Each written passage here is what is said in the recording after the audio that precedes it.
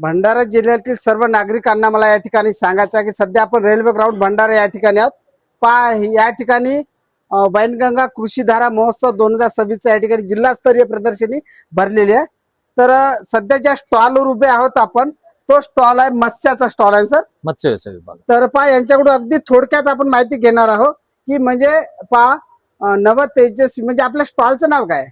मत्स्य व्यवसाय विभाग. मच्छीमार म्हणजे बऱ्याच मत्स्य या व्यवसाय ठिकाणी विभागाचं. योजना पण दिसतात. इथं हे सर्व इन्स्ट्रुमेंट या ठिकाणी लागले इकडे सर्व आमचे मच्छीमार बांधव या प्रकारचे इन्स्ट्रुमेंट वापरतात. आणि या ठिकाणी जे मत्स्य संवर्धक आणि ही मासे जे आहे ना, हा जो स्टॉल आहे शासनाचा स्टॉल आहे. शासनाचा आहे सर, हो, म्हणजे जिल्हा मत्स्य व्यवसाय विभागाचा. कृषी विभाग भंडारा, नाही, मत्स्य व्यवसाय विभाग. म्हणजे भंडारा तालुका की भंडारा जिल्हा? तर भंडारा जिल्हा स्तराचा.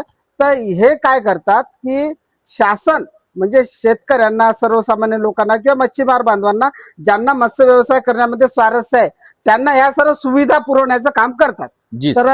तर सर थोडक्यात सांगू शकाल की सुविधा किती प्रकार, कशा प्रकारच्या सुविधा आपण पुरवता? आम्ही आता मत्स्य संवर्धन तलाव बांधकाम करायचं असेल कोणाला, येस, नंतर त्याच्यावर निविष्ट अनुदान द्यायचं असेल, म्हणजे जे काही खाद्य वापरतात त्यांचे, सोबत त्यांना मासे विक्री करता वाहने उपलब्ध करून देतो.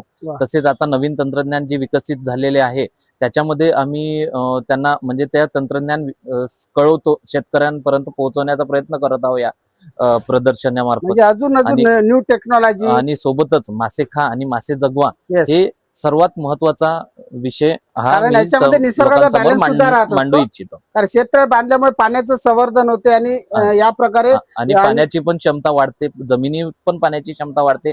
सोबत त्यांना मत्स्य संवर्धन केल्यानंतर जे पाणी ते जर शेतीला वापरलं तर त्यांना खताची मात्रा कमी वापरू शकतात ते. तर या ठिकाणी आपल्याला समजतंय की बऱ्याच ठिकाणी आपल्या मागासलेपणाचं कारण हे आहे की माहिती आणि तंत्रज्ञानाचा अभाव. आपण बऱ्याच ठिकाणी माहिती घेत नाही आणि आपण मागं पडतो आणि दुसऱ्यांना दोष देतो. तर हा जो सर आपलं कार्यालय कुठे आहे भंडाऱ्यामध्ये? LIC ऑफिस कार्यालय. LIC ऑफिस मध्ये. तर ज्यांना मत्स्य व्यवसाय करण्यामध्ये स्वारस्य आहे त्यांनी कृपा करून या ऑफिसला भेट द्यावी. आणि जो जास्तीत जास्त आता इतक्या म्हणजे आजकाल कसा रीलचा जमाना असल्यामुळे एवढ्या 2 किंवा 3 मिनिटाच्या रील मध्ये एवढी आपण माहिती देऊ शकत नाही, पण हे थोडक्यात आपण पाहू शकता. या प्रकारचे सर्व स्टॉल लागले सजवलेले आणि यानंतर सुद्धा मी त्यांच्या कार्यालयामध्ये जाऊन जास्तीत जास्त माहिती देण्याचा मी प्रयत्न करणार आहोत. इथेच थांबूया.